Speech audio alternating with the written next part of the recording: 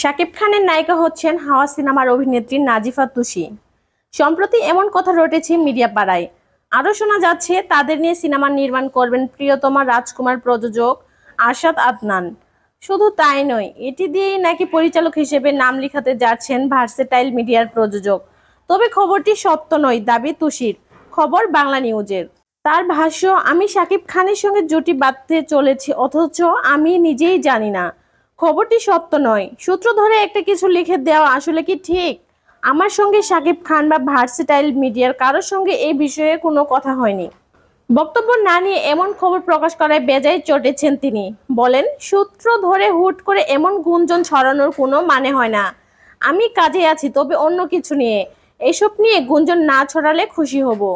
নতুন কাজের খবর আমি জানাবো। নির্মাতা রেদওয়ান রনির আইসক্রিম সিনেমার মধ্য দিয়ে বড় পর্দায় অভিষেক হয় অভিনেত্রী নাজিফা তুষির। এর মধ্যে তিনি নেটওয়ার্কের বাইরে ওয়েব ফিল্মে কাজ করে প্রশংসিত হয়েছেন। তবে আলোচিত সিনেমা হাওয়ার সফলতা ক্যারিয়ারে অনেকটাই এগিয়ে দিয়েছে তাকে। সিনেমায় গলতি চরিত্রে অভিনয় করে দর্শকের মন জয় করে নিয়েছেন তিনি।